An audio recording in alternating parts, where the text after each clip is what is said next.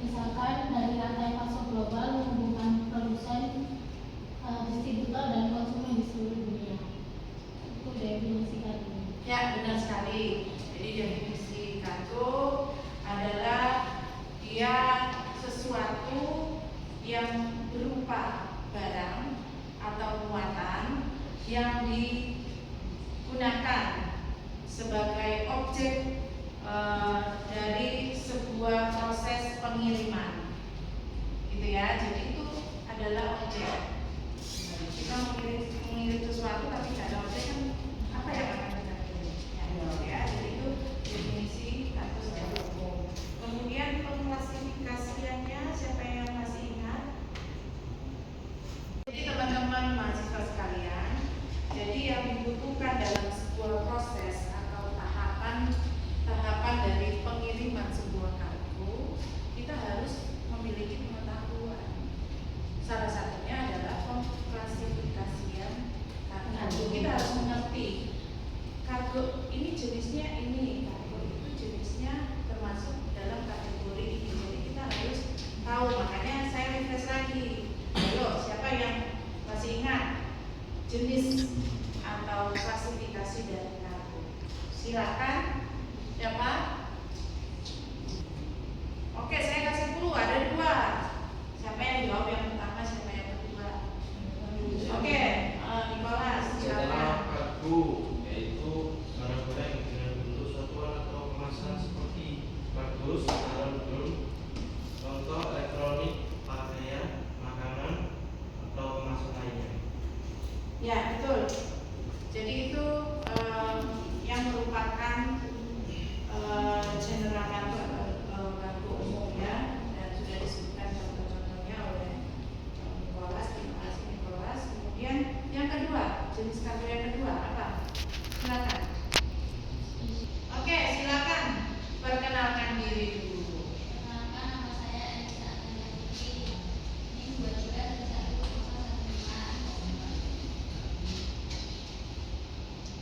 Menurut spesial kargo, jenis-jenisnya yaitu barang berbahaya, dangerous goods, bahan kimia berbahaya, bahan peledak, gas bertekanan, bahan radioaktif, barang mudah rusak, makanan segar, contohnya seperti buah, sayuran, daging, obat-obatan, dan vaksin, barang bernilai tinggi seperti perhiasan, emas, uang tunai, karya seni, hewan hidup, hewan peliharaan, hewan ternak, hewan eksotis, jenazah manusia, jenazah yang akan dikirimkan ke daerah lain, barang berukuran besar atau berat seperti mesin industri, turbin, bagian pesawat, barang dengan aroma menyengat seperti durian, organ manusia yaitu organ tubuh manusia yang akan ditransplantasi.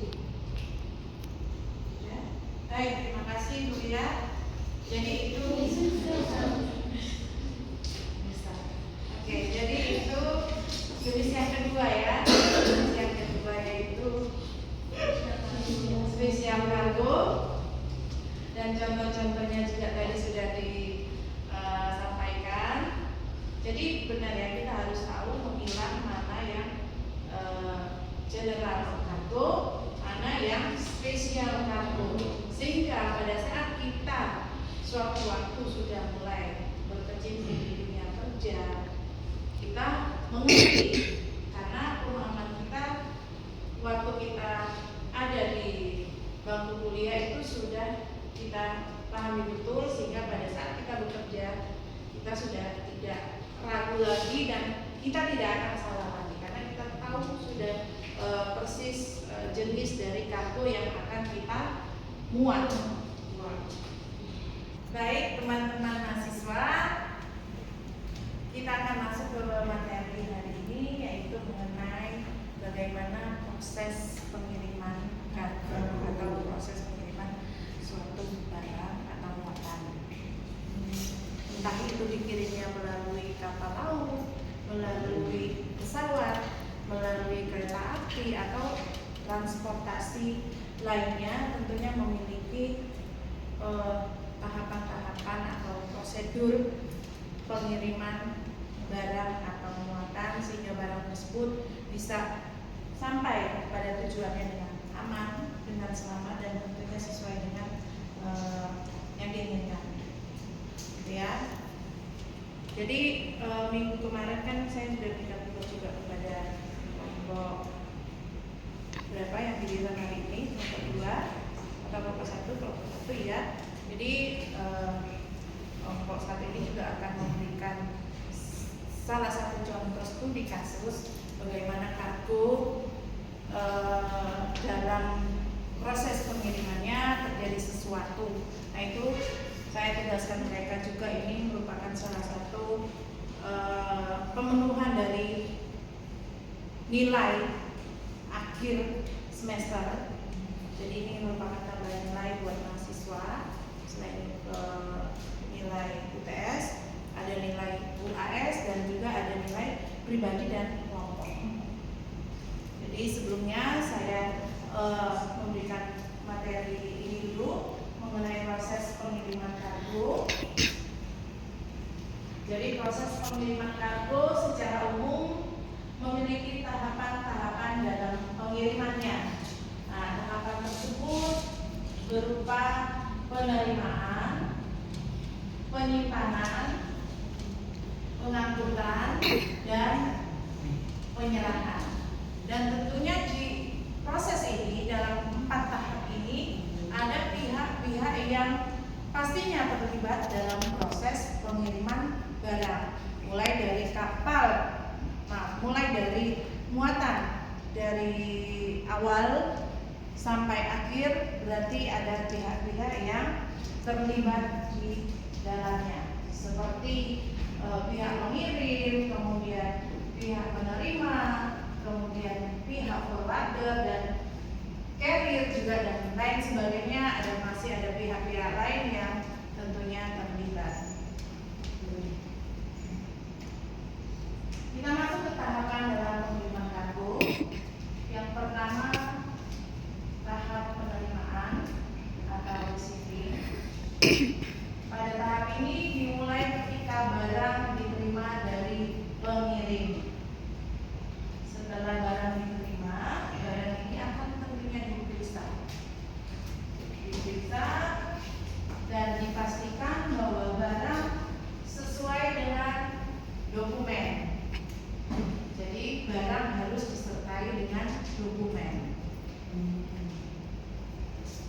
Kemudian diperiksa barang ini itu tidak mengalami cacat atau kerusakan. Kemudian jika kedapatan ada barang yang cacat, maka diberi tanda, dilabelin sebagai sebagai tanda identifikasi. Kemudian tahap yang kedua, tahap penyimpanan atau storage. Dalam tahap ini barang disimpan di gudang atau area penyimpanan yang sesuai. Seperti tadi kan kita sudah tahu klasifikasinya. Oh, barang ini barang yang membutuhkan penanganan khusus. Jadi harus kita tempatkan pada tempatnya. Mungkin contohnya bisa jadi buah-buahan, makanan, dan itu perlu penanganan khusus. Berarti dia harus ditempatkan pada suhu sesuai dengan kebutuhan, gitu ya. Atau mungkin ikan yang perlu freezer, berarti kita tempatkan pada tempat yang suhu dingin. Kemudian yang kedua, penyimpanan harus dilakukan dengan aman dan teratur untuk mencegah kerusakan dan penilakan. Jadi salah satu prinsip pengiriman barang adalah barang itu bisa sampai di tujuan dengan selamat, dengan aman. Dalam artian berarti barang yang kita percayakan kepada pengirim barang itu, dan pengirim barang harus istilahnya memegang kepercayaan dari pihak pengirim, berarti barang tersebut juga harus dijaga, gitu ya. Barang tersebut harus dijaga dan disimpan sesuai dengan ketentuan, sesuai dengan apa yang seharusnya dilakukan, seperti itu ya. Kemudian yang ketiga, jenis penyimpanan disesuaikan dengan karakteristik barang. Nah ini termasuk yang jenis kedua, yang kita harus melihat karakter dari barang atau muatan yang akan kita muat. Next. Kemudian yang ketiga, pengangkutan atau transportasi. Yang pertama, barang diangkut dari lokasi penyimpanan ke lokasi tujuan. Jadi tadi saya sudah katakan bahwa dalam sebuah proses pengiriman barang tentu melibatkan banyak pihak, melibatkan sarana dan prasarana.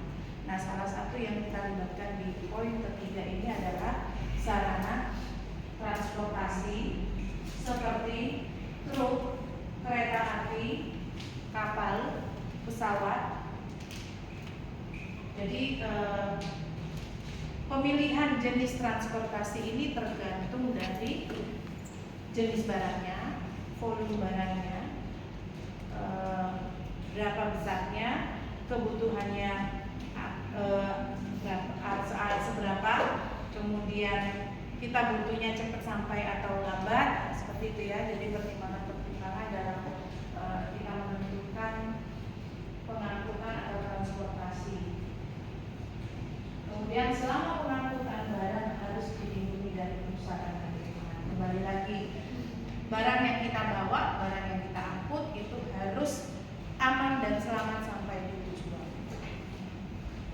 Kemudian yang keempat, ada tahap penyerahan atau delivery. Pada tahap ini ada beberapa hal yang harus diperhatikan.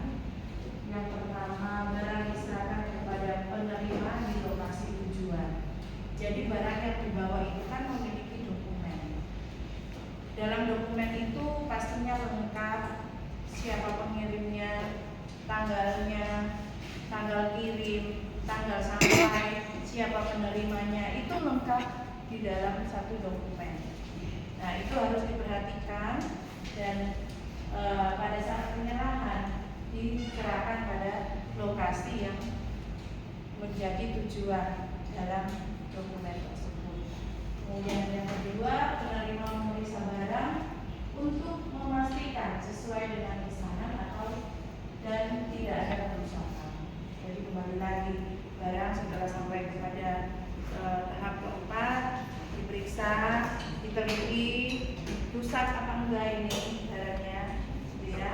Kemudian yang ketiga, dokumen penyerahan ditandatangani sebagai bukti penerimaan barang. Jadi jangan lupa kalau kita membawa barang tersebut kepada penerima, kepada pihak penerima, kita juga harus tidak boleh lupa bahwa dokumen juga harus ditandatangani. Kalau mungkin model sekarangnya sudah serba elektrik ya, serba digital, mungkin tanda tangan dokumen kita kirim by email, tanda tangan bahasa secara elektronik. Nah, itu tergantung kesepakatannya bagaimana juga ya. Gitu. Jadi kurang lebih seperti itu 4 tahap dalam proses pengiriman kargo. Baik teman-teman, tadi kita sudah melihat bagaimana proses atau tahapan-tahapan dari sebuah pengiriman kargo. Sekarang kita masuk kepada pihak-pihak yang terlibat dengan pengiriman kargo. Namun sebelumnya, tugas yang saya berikan kepada kelompok 1 mohon disiapkan sekarang sambil saya menjelaskan mengenai pihak yang terlibat dalam pengiriman kargo. Silakan kelompok 1. Baik teman-teman mahasiswa sekalian, rupanya kelompok 1 sudah siap lebih awal. Nanti untuk mengenai pihak-pihak yang terkait di dalam proses pengiriman barang, nanti setelah mereka berdiskusi. Sekarang kita akan melihat kelompok 2 akan mempresentasikan studi kasus dalam kargo yang mereka akan presentasikan Silakan kelompok 2. Baik, terima kasih Bu Meti atas waktunya. Sebelumnya, Assalamualaikum warahmatullahi wabarakatuh. Kami dari kelompok 2 ingin mempresentasikan studi kasus dalam kargo. Nama saya Samsul Arifin, NIM 2311006. Nama saya Maulida Tulasana, NIM 2311025. Nama saya Elisa Arya Putri, NIM 2311015. Nama saya Setiawan, NIM 2311001. Nama saya Suciwada Istir, NIM 2311037. Nama saya Bunda Salim, NIM 2311015. Latar belakang.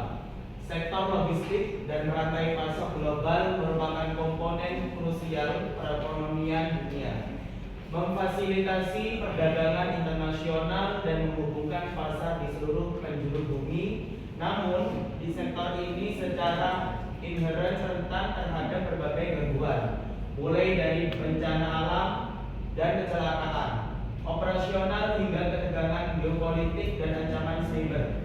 Peristiwa global terkini telah menggarisbawahi kerapuhan jaringan yang rumit ini, menjadikan studi insiden masa lalu dan identifikasi solusi yang tangguh sebagai hal yang sangat penting untuk ketahanan di masa depan. Rumusan masalah. 1. Apa permasalahan utama dalam proses pengiriman kargo berdasarkan studi kasus dan analisis? 2. Solusi apa yang diterapkan untuk menyelesaikan masalah tersebut? 3. Pembelajaran apa yang dapat diambil dari kasus tersebut? Deskripsi kasus penuh dan distribusi kargo di bandara Soekarno-Hatta. Pengiriman barang domestik dan internasional mengalami keterlambatan signifikan. Gangguan ini berdampak pada bisnis e-commerce, industri farmasi, dan faktor yang mengandalkan pengiriman cepat. Analisis penyebab, dampak, dan respon. Kandasnya kapal kontainer Ever Given, kasus penting yang menggambarkan kerentanan ekstrim dari segi global maritim. COVID-19 dan kemacetan pelabuhan memperkuat dampak globalnya. Meskipun terusan Suez telah diperlebar, ukurannya yang terbatas tetap menyumbang pada kesulitan operasi penyelamatan. Insiden ini yang terjadi selama periode gangguan rantai pasok yang diperparah oleh pandemi. Insiden kapal kargo dan investigasi keselamatan maritim. Kelompok ini telah terlibat dalam serangan yang tidak efektif, mengoperasikan senjata dan melakukan pembajakan ringan di perairan Israel. Kehadiran Houthi membuat kedamaian di wilayah Yaman menjadi tidak mungkin. Armada bayaran Rusia dan laut Baltik. Penyitaan kapal armada bayaran Rusia oleh Finlandia pada akhir 2024 menyoroti dimensi lain dari gangguan geopolitik.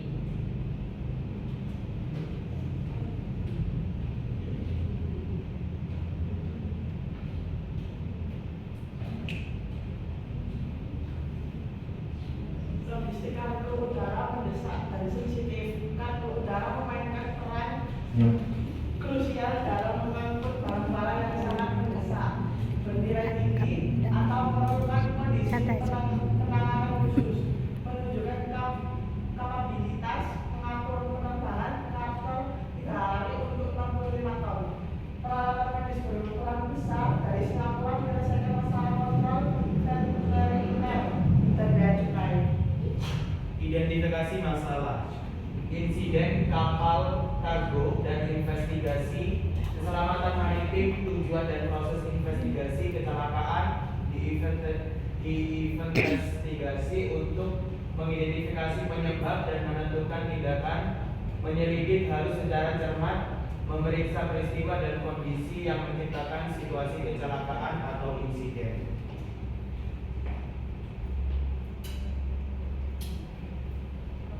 Solusi yang diterapkan. 1. Perbaikan infrastruktur digital, penguatan server dan pengembangan sistem warehouse berbasis cloud, penggunaan sensor RFID dan sistem pelacakan real time.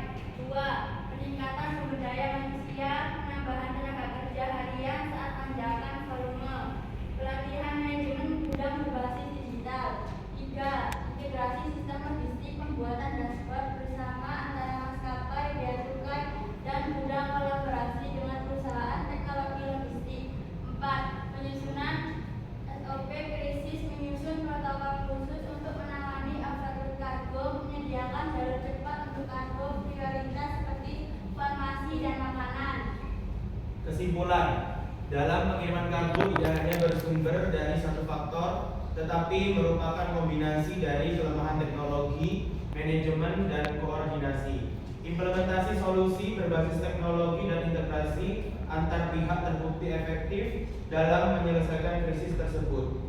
Studi kasus dalam kargo logistik secara tegas menunjukkan bahwa sektor ini berada pada titik kritis menghadapi tantangan yang semakin kompleks dan saling terkait dari gangguan politik, kerentanan cyber, dan kendala operasional. Ada yang mau tanya? Aplaus dulu dong. Ya, baik, terima kasih presentasinya dari kelompok 1. Saya berikan kesempatan pada kelompok lain untuk memberikan saran mungkin, tanggapan ataupun pertanyaan. Silakan dari kelompok 2 dan 3. Nuria, silakan berdiri.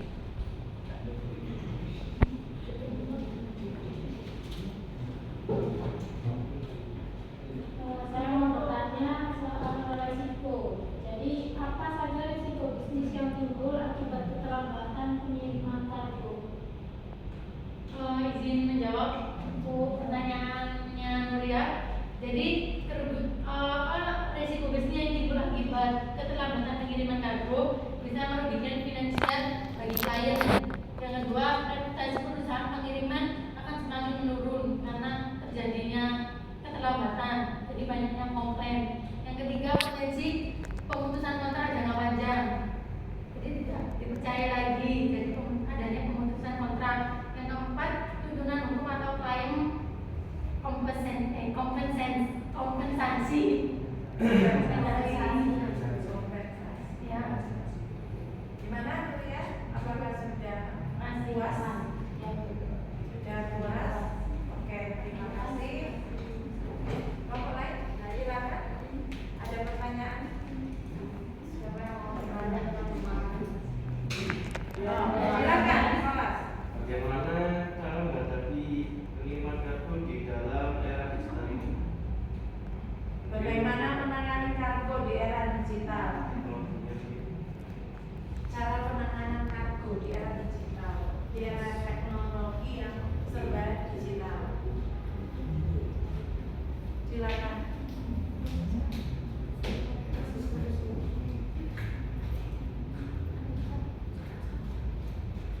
Baik, saya akan menjawab pertanyaan dari Nicholas. Penanganan kargo di era digital ditandai dengan otomatisasi, pelacakan real time, dan penggunaan teknologi untuk meningkatkan efisiensi dan transparansi. Ini termasuk penggunaan sistem manajemen kargo digital, otomatisasi proses, dan adopsi teknologi blockchain untuk keamanan dan transparansi. Ya. Sudah gimana Nicholas? Sudah puas dengan jawabannya? Cukup puas. Masih ada lagi yang mau bertanya? Oke, silakan. Bagaimana komunikasi yang ideal antara perusahaan kargo dan klien saat terjadi keterlambatan? Saat terjadi keterlambatan, bagaimana cara mengkomunikasikan antara pemilik barang dengan pengirim barang? Silakan. Baik, terima kasih Agita atas pertanyaannya. Saya akan menjawab. Yang pertama itu memberikan informasi keterlambatan secara transparan kepada klien. Yang kedua, menyampaikan estimasi waktunya secara akurat. Yang ketiga, menawarkan solusi kepada klien sesuai kontraknya. Ya, Sudah. gimana? Puas? Oke. Saya kira untuk pertanyaan dibatasi 3 saja ya. Ya. Dan kita berikan aplaus lagi kepada silakan duduk kembali. Terima kasih. Baik teman-teman mahasiswa sekalian, dengan berakhirnya presentasi kelompok bagaimana penanganan kargo. Saya akhiri dulu sampai di sini. Kita jumpa lagi minggu depan. Semoga kita semua dalam keadaan yang sehat. Amin.